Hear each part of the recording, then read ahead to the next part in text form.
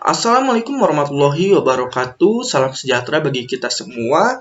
Rahayu, perkenalkan nama saya Dimas Sarul Hakim, mahasiswa Pendidikan Kewarganegaraan 2019B dengan NIM 1900672. Di sini saya ingin sedikit menjelaskan mengenai hubungan kriminalitas dengan perubahan sosial di masa pandemi. Nah, pertama-tama berdasarkan data dari Satuan Penanganan COVID-19 pertanggal 3 April 2021, sekiranya sejak dinyatakan ada di Indonesia pertanggal 2 Maret 2020 itu sudah ada sekitar kurang lebihnya ada 1,5 juta orang di Indonesia yang telah terinfeksi virus corona. Nah, angka penyembuhannya berada pada angka 1,3 juta orang.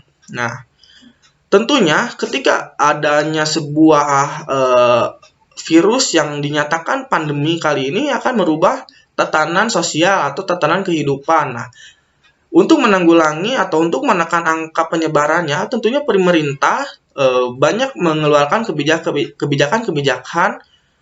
Salah satunya adalah kebijakan pembatasan sosial berskala besar atau PSBB. Nah, terdapat banyak pro kontra mengenai kebijakan PSBB yang dikeluarkan pemerintah karena banyak sekali dampak baik itu positif maupun negatifnya. Di sini kita akan sedikit membahas mengenai dampak dari negatifnya ya. Salah satunya adalah yang dinyatakan oleh Menteri Keuangan Sri Mulyani yang menyatakan bahwa dampak dari kebijakan PSBB itu sangat besar pengaruhnya terhadap laju perekonomian Indonesia. Hal ini dilihat dari banyak sekali masyarakat atau karyawan yang terkena PHK ya kawan-kawan. Mungkin kawan-kawan juga sudah ketahui bersama ya.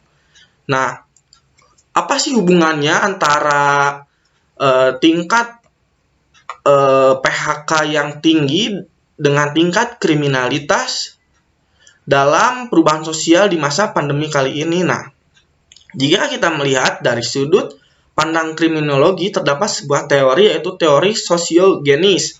Nah, teori ini mengungkapkan bahwa penyebab kejahatan karena dipengaruhi oleh faktor lingkungan sekitarnya, baik lingkungan keluarga maupun lingkungan sosial.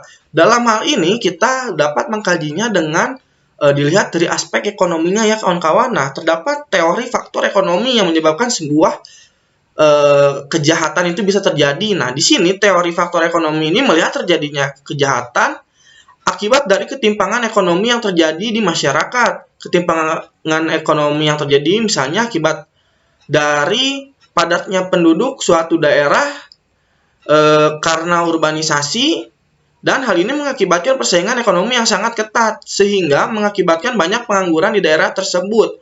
Nah, jika kita lihat dari perubahan sosial di era pandemi ini, kita bisa melihat bahwa tidak hanya karena faktor urbanisasi, tapi karena banyak sekali masyarakat yang terkena PHK ya kawan-kawan. Nah, ketika banyaknya pengangguran di suatu daerah atau dalam hal ini di Indonesia banyak sekali ya di berbagai macam daerah ini, mengakibatkan masyarakat cenderung mencari cara untuk mempertahankan hidupnya, termasuk melakukan kejahatan. Nah, hal ini mengingatkan saya pada sebuah teori yang dinyatakan oleh Thomas Hobbes bahwa manusia adalah serigala bagi manusia lainnya. Tentunya hal ini bisa saja terjadi karena adanya kebutuhan yang harus dipenuhi antar masyarakatnya gitu, kebutuhan hidup. Nah, selanjutnya, apa sih hubungan pengangguran dengan kriminalitas? Nah, jika melihat dari hasil kajian empiris dari Nabela Khan, nah, dari kajian empirisnya menunjukkan bahwa dalam jangka pendek maupun jangka panjang mendukung adanya hubungan yang signifikan dan positif antara pengangguran dan tingkat kejahatan. Nah, di sini tingkat pengangguran yang tinggi dapat menurunkan peluang penghasilan bagi individu-individu yang pada gilirannya memaksa mereka untuk melakukan kejahatan. Dalam artian bahwa ketika seseorang tidak mempunyai penghasilan yang pasti untuk memenuhi kebutuhannya, maka segala cara akan dilakukan gitu. Salah satunya adalah dengan cara melakukan sebuah tindak kejahatan. Nah, selanjutnya, Britt menjabarkan teori yang telah dikembangkan dari sudut pandang sosiologis. Dua teori yang ia fokuskan di sini sangat penting dalam menjelaskan hubungan antara kejahatan dan pengangguran, kawan-kawan. yakni ada dari perspektif motivasi dan juga perspektif peluang. Yang pertama, mengenai perspektif motivasi di sini adalah teori intuitif yang diharapkan para ekonom ada dalam hubungan antara pengangguran dan kejahatan. Premisnya di sini adalah bahwa ada hubungan positif antara tingkat kejahatan dan tingkat pengangguran.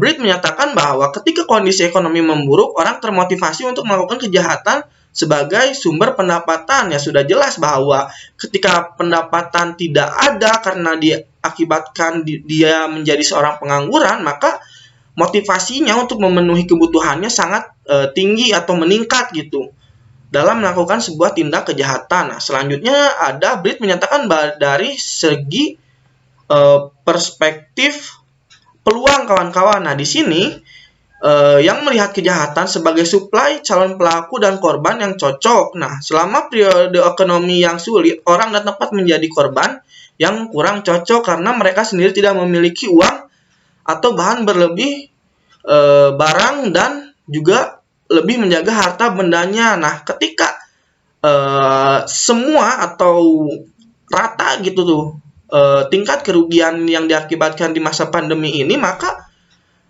sedikit sekali gitu peluang seseorang melakukan kejahatan karena bagaimana dia ingin melakukan tindak kejahatan, misalnya perampokan, kalau orang yang ingin dirampoknya juga sedang mengalami kesulitan ekonomi. Maka di sini saya lebih setuju pada perspektif dari motivasi itu, bahwa manusia itu akan melakukan segala cara untuk memenuhi kebutuhannya.